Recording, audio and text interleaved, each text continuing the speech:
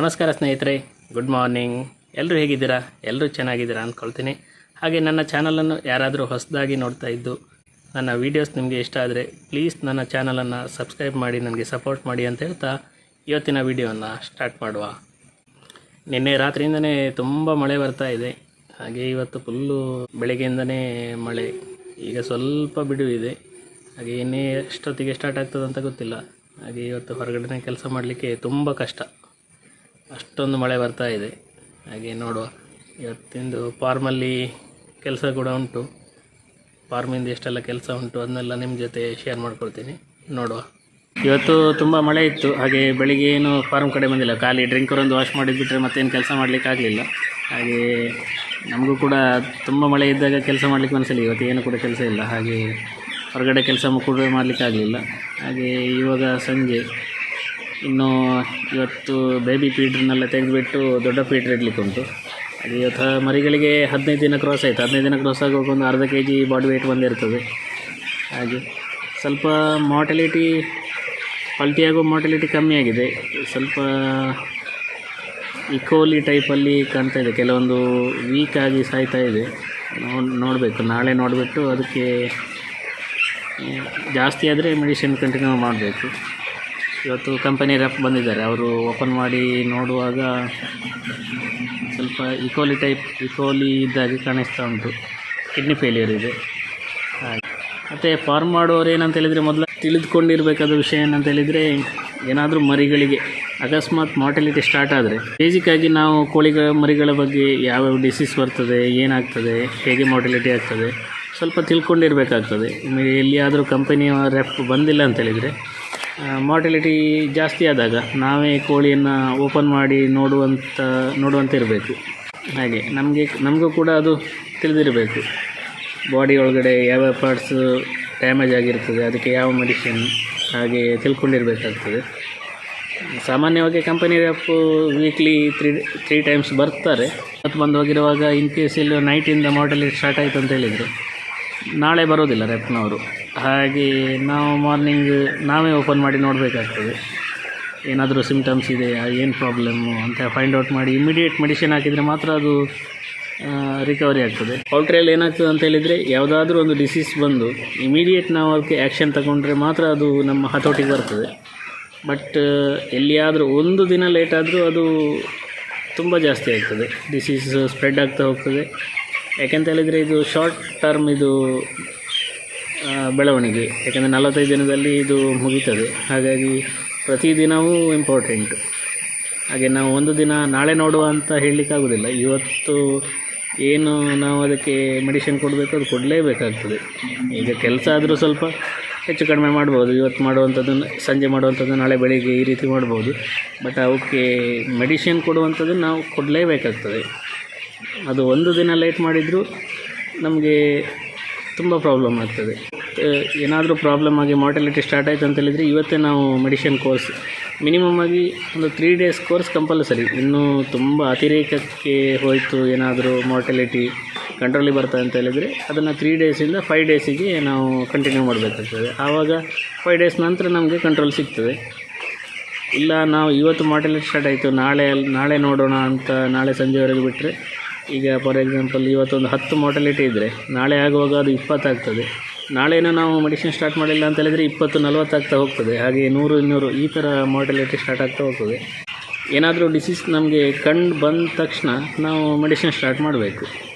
Precaution ತಗೊಳ್ಳೇಬೇಕಾಗ್ತದೆ. ಕೆಲವೊಂದಕ್ಕೆ precaution ತಗೊಳ್ಬೇಕು.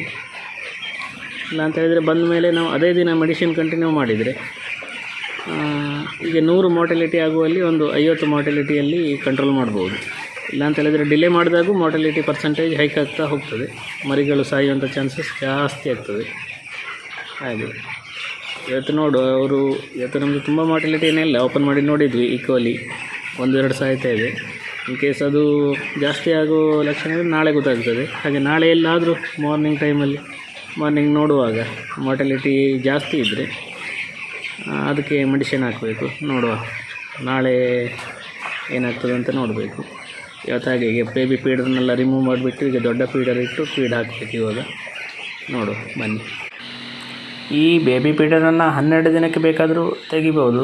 ಹಾಗೆ ನನಗೆ ಸ್ವಲ್ಪ ಬೇರೆ ಕೆಲಸ ಎಲ್ಲ ಇರೋದ್ರಿಂದ ಟೈಮ್ ಸಿಗಲಿಲ್ಲ ಆಗಿತ್ತು. ಹಾಗೆ 15 ದಿನದವರೆಗೆ ನನಗೆ ತೆಗಿಲಿಕ್ಕೆ ಆಗಲಿಲ್ಲ. 12 ದಿನಕ್ಕೆ ಈ ಬೇಬಿ ಫೀಡರ್ನೆಲ್ಲ ರಿಮೂವ್ ಮಾಡಿ ದೊಡ್ಡ ಫೀಡರಲ್ಲಿ ಫೀಡ್ ಕೊಡ್ಬೋದು, ತಿಂತವೆ.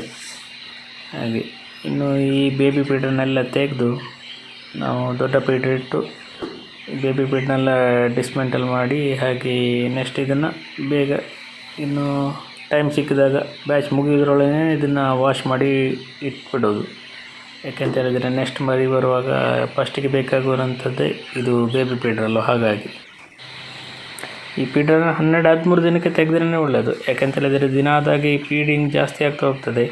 ಈಗ 15 ದಿನಕ್ಕೆ ಒಂದು ಬರ್ಡ್ 75 ಗ್ರಾಮ್ ಮಾತ್ರ ಫೀಡ್ ತಿಂತದೆ.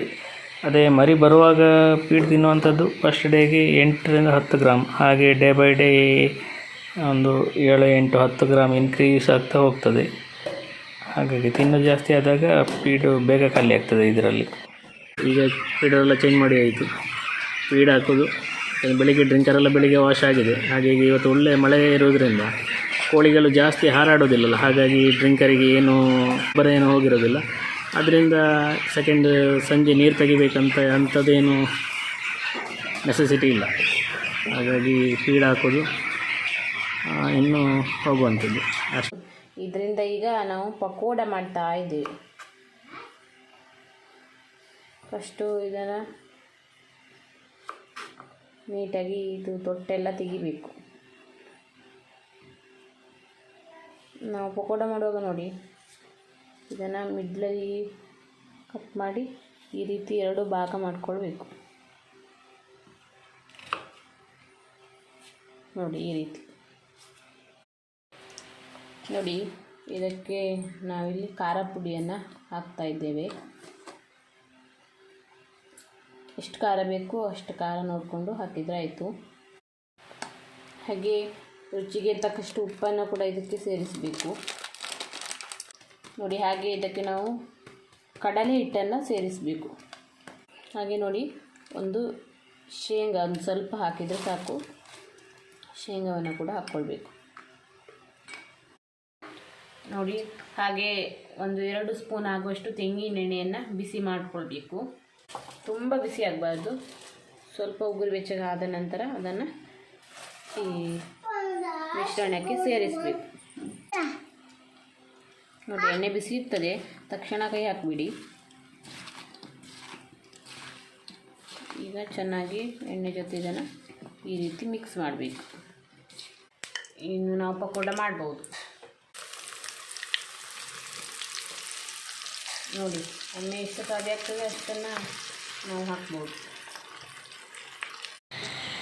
ನೋಡಿ. ಹೊರಗಡೆ ಮಳೆ ಬರ್ತಿರ್ಬೇಕಾದ್ರೆ ಊಟದ ಜೊತೆ ಈ ರೀತಿ ಪಕೋಡ ಮಾಡಿಕೊಂಡ್ರೆ ಒಳ್ಳೆ ಕಾಂಬಿನೇಷನ್. ಸ್ವಲ್ಪ ಖಾರ ಖಾರವಾಗಿರ್ತದೆ, ಕ್ರಿಸ್ಪಿಯಾಗಿರ್ತದೆ. ನೀವು ಕೂಡ ಮಾಡಿ ನೋಡಿ ಅಂತ ಹೇಳ್ತಾ, ಇದು ನನ್ನ ಇವತ್ತಿನ ವಿಡಿಯೋ. ಈ ವಿಡಿಯೋ ನಿಮಗೆ ಇಷ್ಟವಾದರೆ ದಯವಿಟ್ಟು ಲೈಕ್ ಮಾಡಿ, ಶೇರ್ ಮಾಡಿ, ಹಾಗೆ ನಿಮ್ಮ ಅನಿಸಿಕೆಗಳನ್ನು ಕಮೆಂಟ್ ಮಾಡಿ ಅಂತ ಹೇಳ್ತಾ, ಇನ್ನೊಂದು ಹೊಸ ವ್ಲಾಗ್ನೊಂದಿಗೆ ನಾಳೆ ಸಿಗುತ್ತೇನೆ. ಎಲ್ಲರಿಗೂ ಧನ್ಯವಾದಗಳು.